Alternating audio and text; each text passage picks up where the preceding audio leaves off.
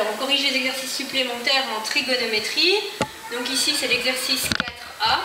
On doit représenter dans le cercle trigonométrique l'angle de 315 degrés et comparer ces nombres trigonométriques à un angle du premier cadran. Alors 315 degrés, c'est entre 270 et 360, donc dans le quatrième cadran. C'est la même chose que moins 45 si je vais dans l'autre sens. Donc je prends moins 45.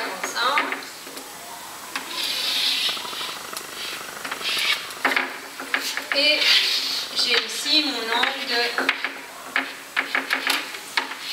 315. J'ai dit qu'il correspondait à moins 45 degrés. Alors donc l'angle dans le premier cadran qui va correspondre à 315 degrés ou moins 45 degrés, c'est son opposé, c'est 45. Donc pour ça, je trace une perpendiculaire à l'axe X qui passe ici par le point P2, donc c'est l'intersection de mon cercle avec la demi-droite que forme l'extrémité de l'angle 315 degrés. Et j'obtiens 45 degrés de manière symétrique.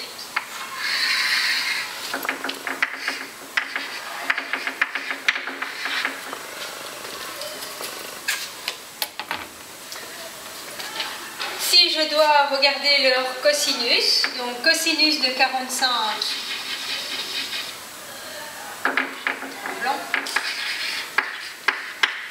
c'est l'abscisse de mon point P1. Cosinus de 315, c'est l'abscisse de mon point P2. Et je vois que les cosinus de ces deux angles sont égaux. Donc cos 315 égale cosinus de 45. Et comme je connais mes valeurs particulières, je sais que ça vaut racine de 2 sur 2. Alors je vais comparer leur sinus. Donc c'est l'ordonnée des deux points. Donc j'ai sinus de 45 positif, sinus de 315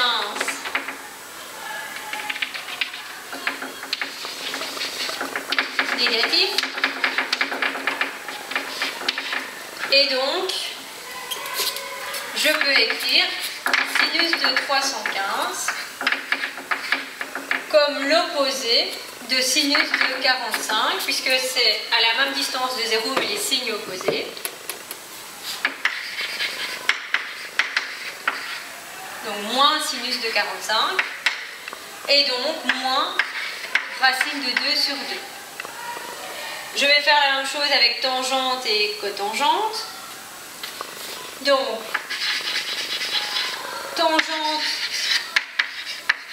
de 45, c'est aussi la cotangente de 45, puisque toutes les deux valent 1. Et donc toutes les deux sont positives. Tangente de 315 est négative, c'est l'opposé de tangente de 45.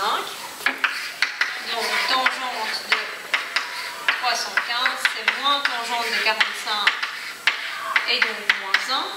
Et je fais la même chose avec la cotangente de 315. Donc là, je dois prolonger vers l'axe.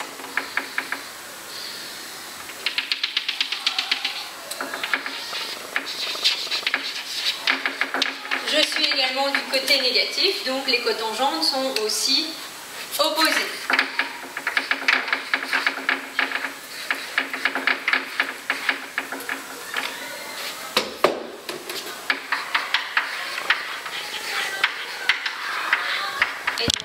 Aussi moins 1. Donc quand je suis dans le quatrième cadran, j'ai affaire à des angles opposés.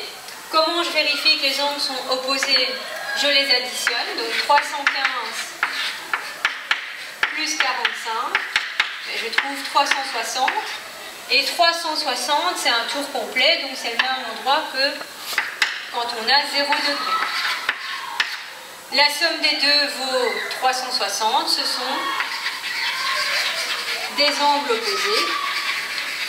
Et pour les angles opposés, la seule égalité qu'on ait, c'est l'égalité entre les cosinus. Le reste est opposé. Alors,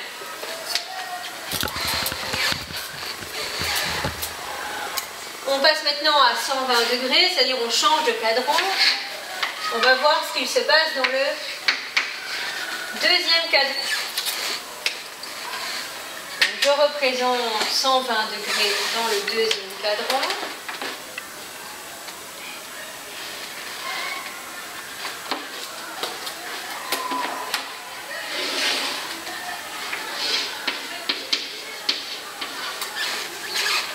Je cherche un angle qui va lui correspondre dans le premier. Cette fois, je prends le symétrique par rapport à l'axe Y. Je regarde l'intersection avec le cercle. Et j'obtiens cet angle-ci qui correspond à 60 degrés. Donc j'ai une symétrie d'axe Y. Comment je peux faire pour vérifier? Mais ici, dans le deuxième cadran, je vérifie la somme des deux angles. La somme des deux vaut 180 degrés. C'est ce qu'on appelle des angles supplémentaires.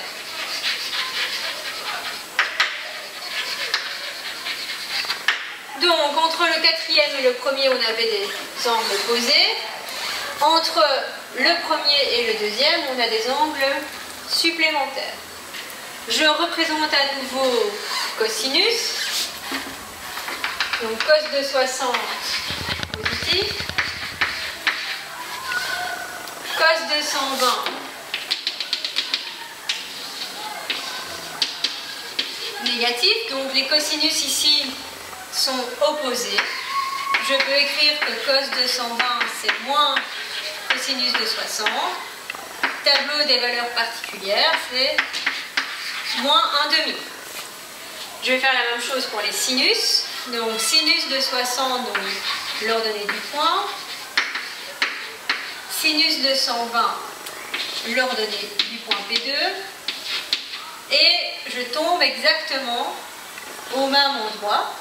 Donc cette fois, ce sont les sinus qui sont égaux.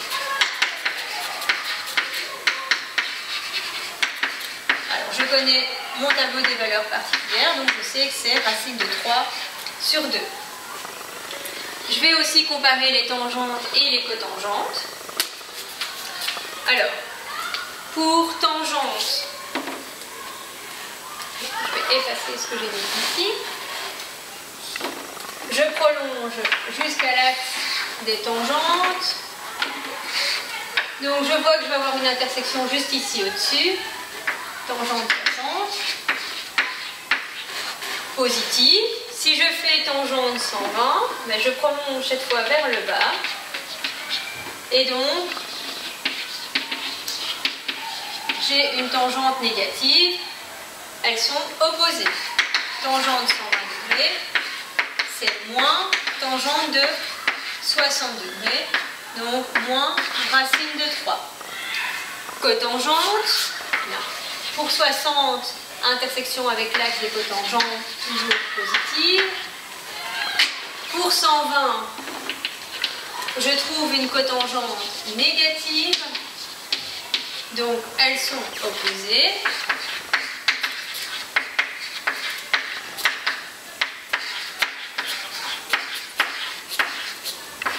Et donc, c'est moins racine de 3 sur 3. Donc, dans le deuxième cadran par rapport au premier, j'ai des angles supplémentaires dont la somme fait 180.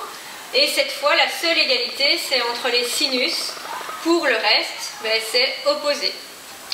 Alors, je continue. J'ai fait quatrième cadran, deuxième cadran, ben, il me reste le troisième. Et donc, dans le troisième, ben, on a choisi 210 degrés.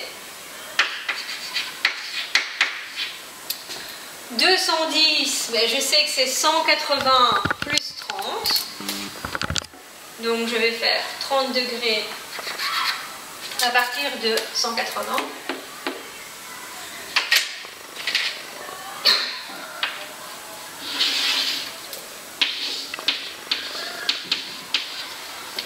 Ici, mais c'est plus une symétrie orthogonale pour aller dans le cadran 1, il suffit de prolonger, donc c'est une symétrie centrale de centre 0, 0.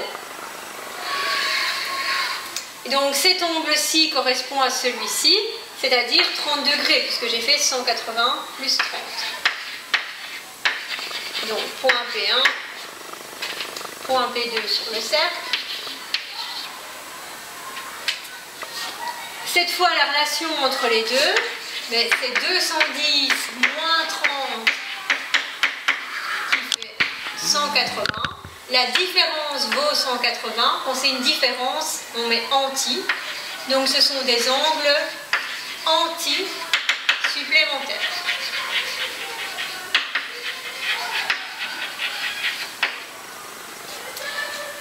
Je représente les cosinus de chacun. Donc cosinus de 210 est négatif. Cosinus de 30 est positif. Donc, ils sont opposés.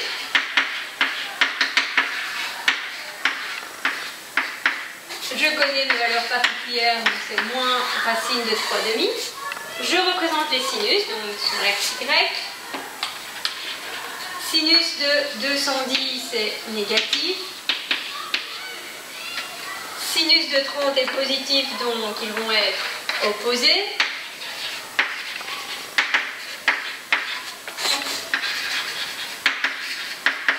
Donc je mets un moins. Et ça vaut moins 1/2. Les tangentes. Tangente de 30 est positive. Tangente de 210, mais je vais arriver ici au même endroit en prolongeant. Donc elles sont égales. Tangente de 210 égale tangente de 30 égale racine de 3 sur 3. Et les cotangentes, je prolonge vers l'axe des cotangentes. J'arrive au même endroit. Cotangente de 30, cotangente de 210, et ça vaut racine de 3.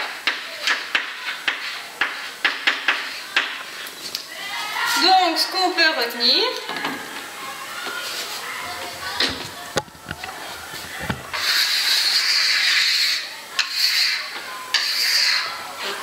c'est que dans le premier cadran, c'est tous nos angles de base dont on connaît les valeurs particulières. Donc, je vais les appeler mes angles alpha. Dans le deuxième cadran, j'ai dit qu'on avait par rapport au premier des angles supplémentaire, donc grand S pour supplémentaire, c'est-à-dire la somme des deux vaut 180 et c'est les sinus qui sont égaux.